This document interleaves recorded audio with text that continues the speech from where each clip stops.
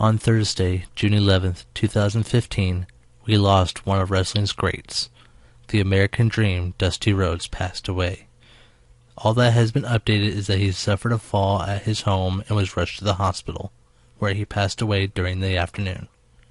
Our hearts at Sleeper Hole Podcast extend out to Dusty, Cody, and the rest of the Rhodes family. Thank you, Dusty Rhodes, for the great entertainment, inspiration, and enlightenment. You will be missed. This is the Sleeper Hole Podcast.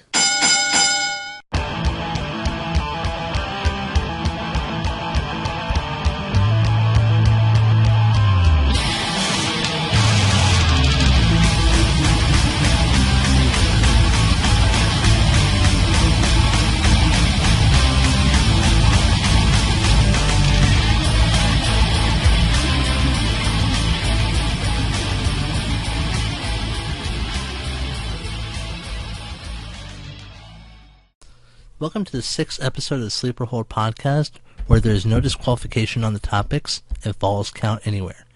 We just witnessed the 2015 Money in the Bank pay-per-view, which I honestly felt was overall a disappointment. There was many screwed up parts that just, as a fan, made the show more and more frustrating.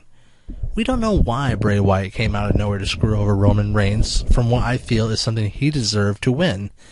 Instead, we got someone who can't even pull off a great heel as the winner of the contract. I mean, come on. As a heel, if the biggest insult you get from people is how silly and stupid you look with your mohawk, you're not doing a good job as a heel. The Bella Twins pulled off twin magic to where it backfired, and the referee ended up reversing the decision. In the old days, the ref would have simply told them if they were going to pull that crap, they would have to deal with the consequences when it backfires. The IC title match, it was okay. The main event was a disappointing screw-up if I have ever seen one. Both contenders removed the belt, but Rollins was declared the winner, even though, if the roles were reversed, you can bet that there would be some discrepancy and Triple H would say they had to start over or something since both came down with the belt.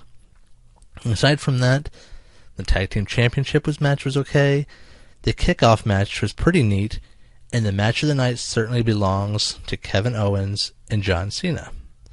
Now, I have made it clear in my blogs that I have a problem with the gimmick they gave to Owens. I actually got called out on this during Sunday's show by a local wrestler that I do respect. That, as a podcast business, I should be unbiased. I'm just going to put this out here now that I disagree with this. I may know the insides and outs of the business to some level, and I may try to stay neutral, especially when it comes to local talent. But above all, I am a fan when it comes to local or national professional wrestling.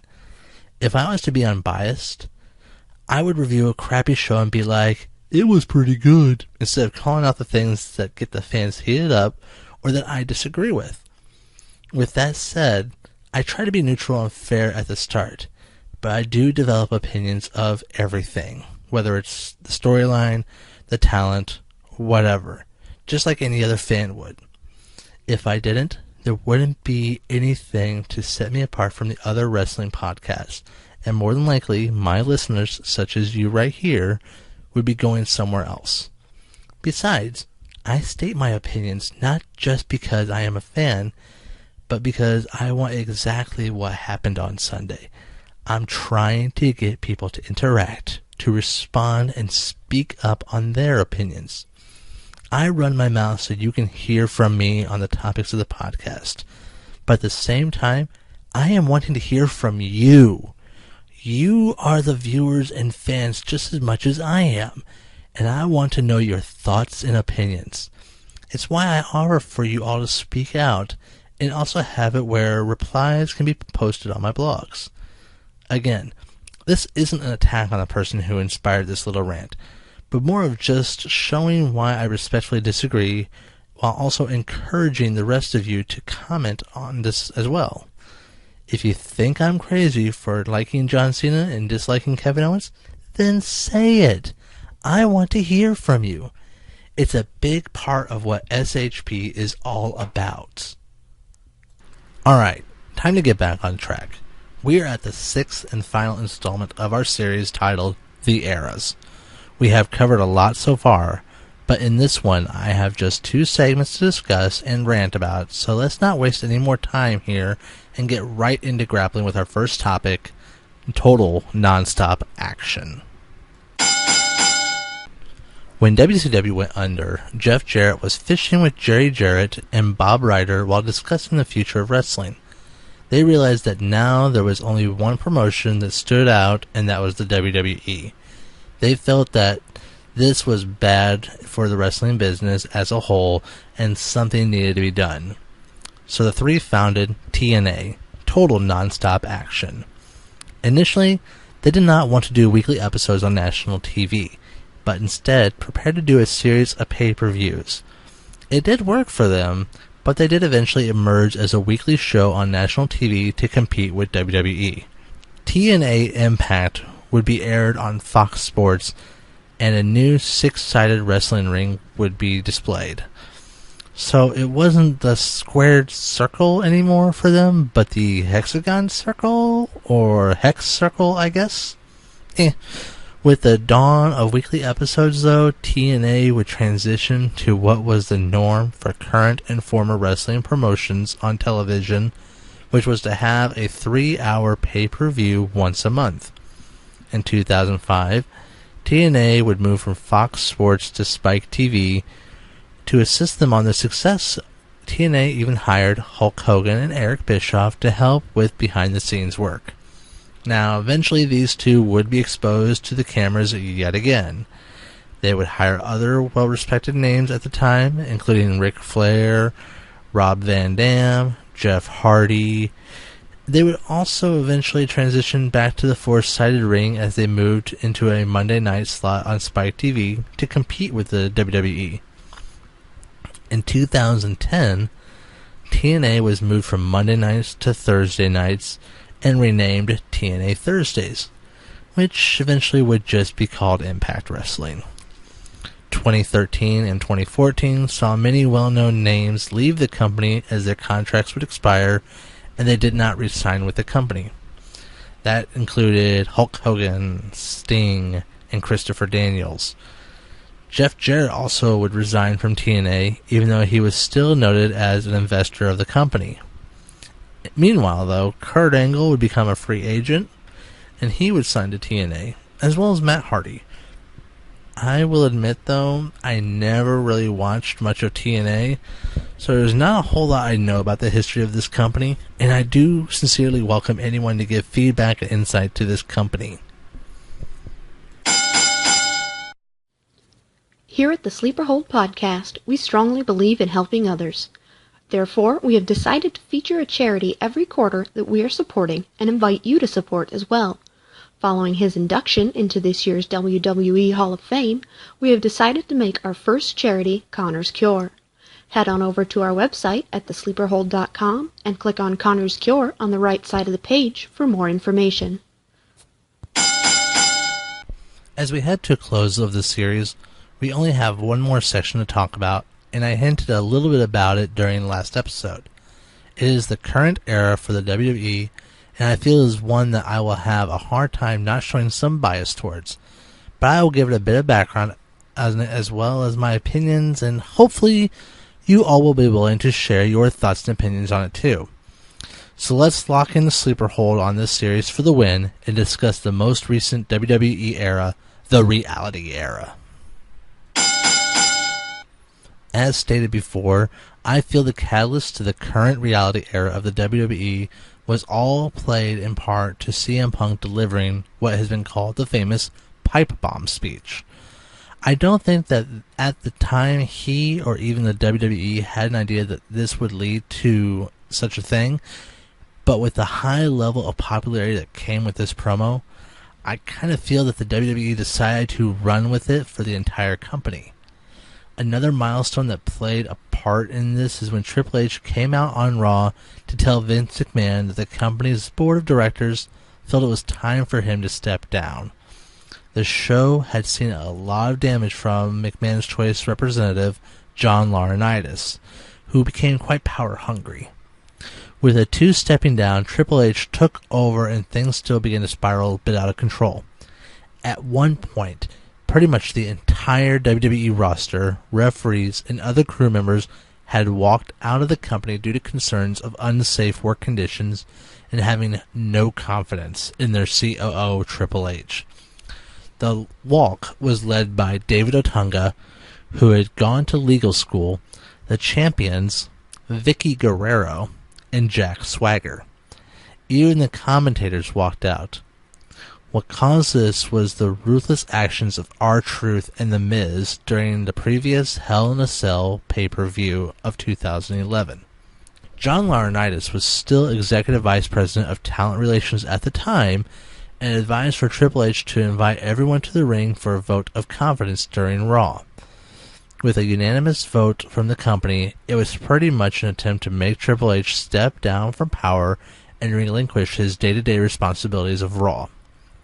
This, of course, angered and confused the game, as he mentioned the glory days where problems were settled in the ring and not with a walkout. Ironic statement if you think about the era that was beginning and would have Triple H as a leader of the company under the brand The Authority. Still, Triple H stood firm on his belief of what he could do for the company. It would continue the next week's Raw with the remaining cast who were not there in voting of no confidence against him. John Cena, CM Punk, Big Show, Sheamus, and Randy Orton would all headline the show, even if it was a small roster for a 3-hour performance. Likewise, Christian would declare he would lead a solidarity rally outside the arena prior to the show starting. Ironically, the WWE Universe at the time had almost complete confidence in the game running day-to-day operations, leaving under 15% to side with those who walked out. Unfortunately, Vince McMahon would appear to explain to his son-in-law that the company was concerned and have to overpower Triple H from his ranks to give it to John Laurinaitis. Really bad move in my books. Again, though, this was all before the official start of what would be called the Reality Era. But I feel that these two were key factors to the company transitioning to this point. The Reality Era was dubbed as starting just last year in 2014, but again, the date is hazy depending on who you talk to. The main thing you need to know is that the Reality Era, as a whole, decided to lift the veil on kayfabe and other traditions of the company. Kayfabe is simply put as like the magic of the storytelling. It's having the wrestlers be in the character, like Kane as a demonic monster who was once burned alive by his brother, The Undertaker. It's the magic of wanting to believe the story and have the wrestlers tell you a story besides, oh, he looked at me funny, I'm going to punch him. There's actually a storytelling. It was great for everybody to enjoy. Instead, now all things were told for exactly what they truly are. Some saw this as a great transition as it opened some doors for the company and no longer made it where writers had to figure out how to make stories transition to still being believable with the gimmicks. Even Triple H was recorded on a podcast talking to Stone Cold Steve Austin, where he pretty much all but said directly that kayfabe is dead. I mean, the two talked about it a lot, and he kind of beat around the bush to where it pretty much is clear that kayfabe is pretty much dead. Here's the thing, though. For me, wrestling is an escape, a release.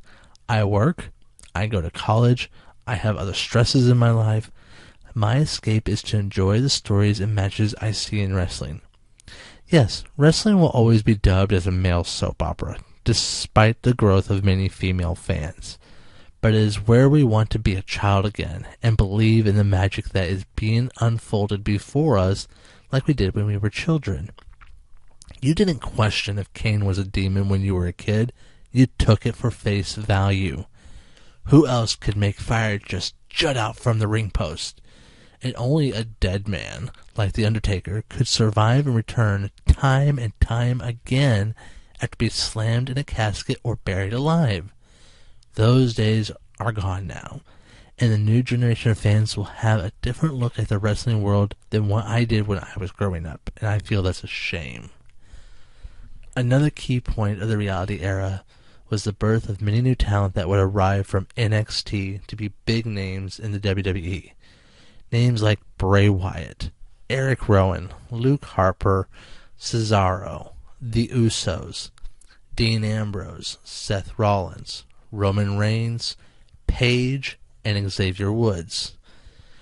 Even now, more talent is transitioning from NXT to the WWE with their exciting and unbelievable moves.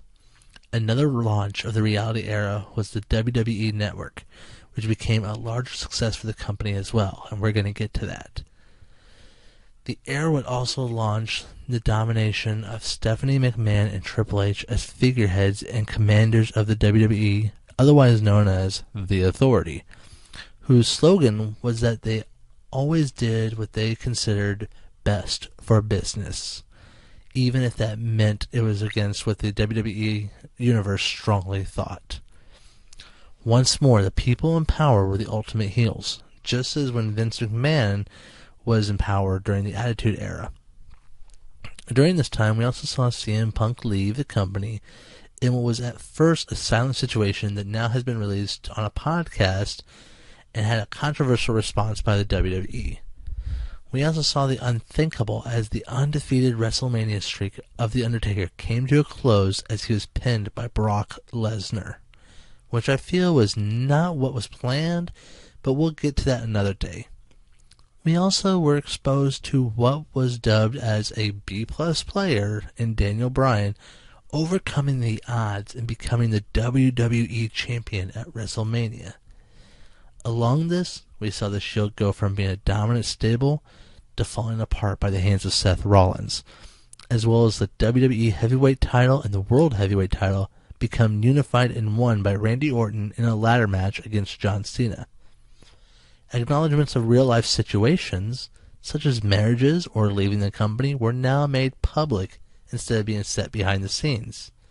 In one swift motion, everything about the wrestling world was changed and turned upside down.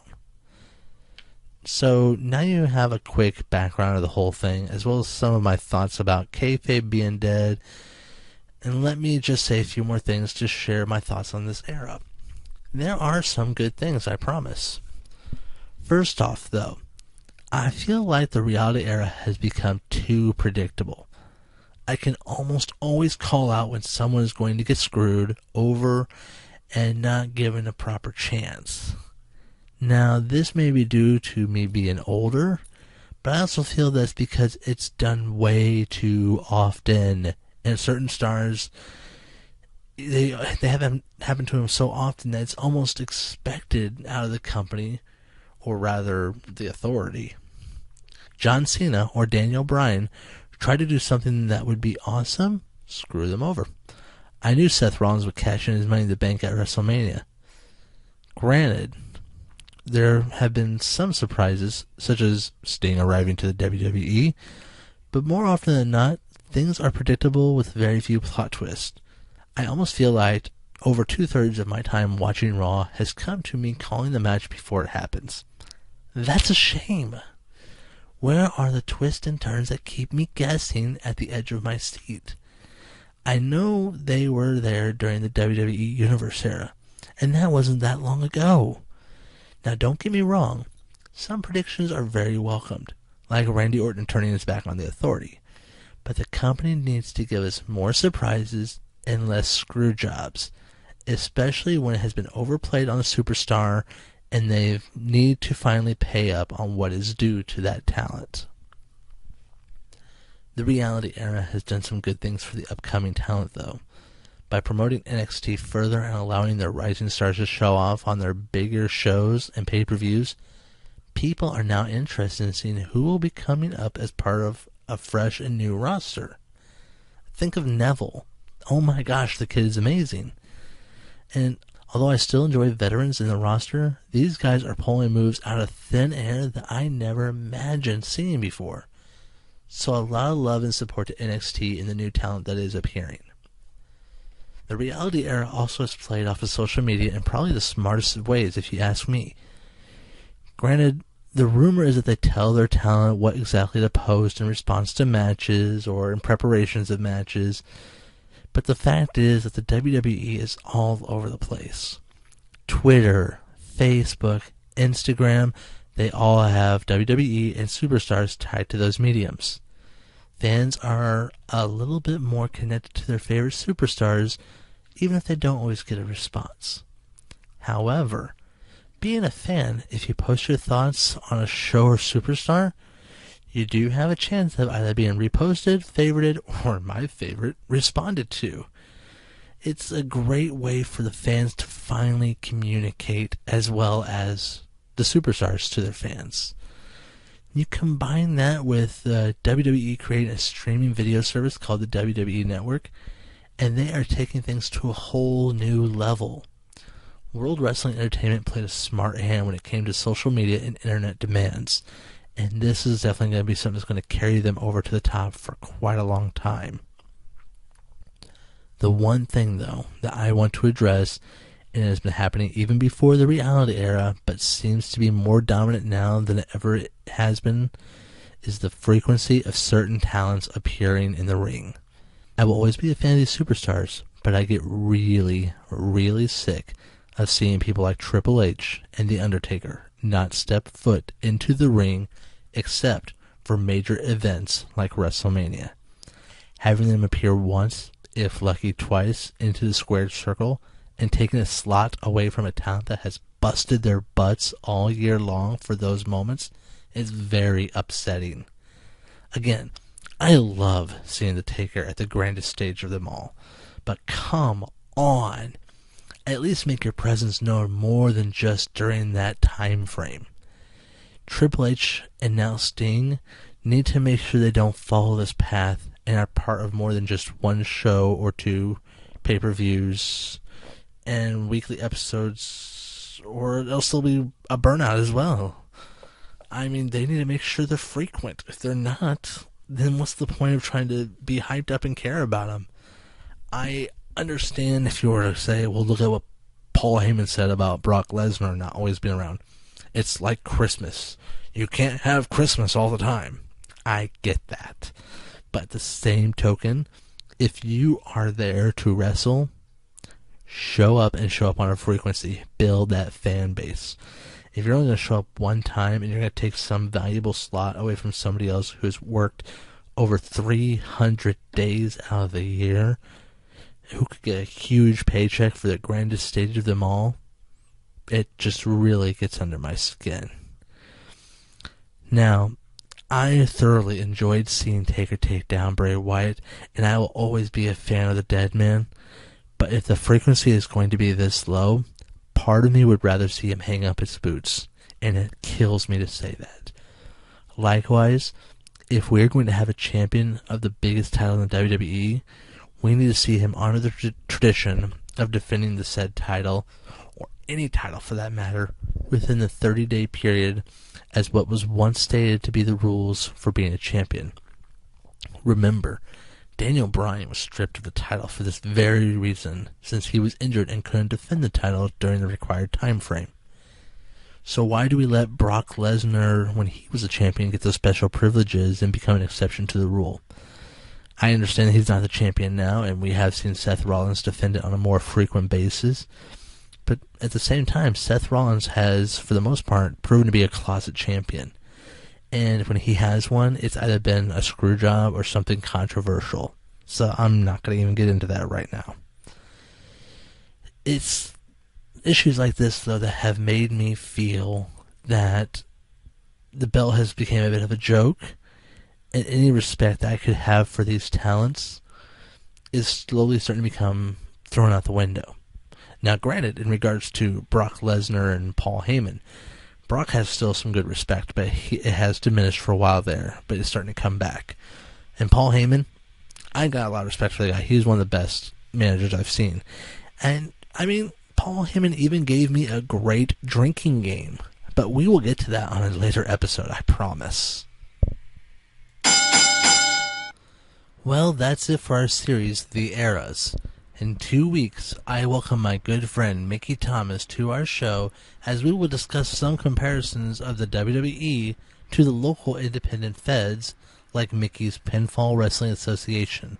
You won't want to miss this. See you in 2 weeks. Thank you for listening to the Sleeper Hold podcast. Don't forget to visit our website at thesleeperhold.com to comment on episodes, read our blog, for information about the quarterly charity, and more. See you in 2 weeks.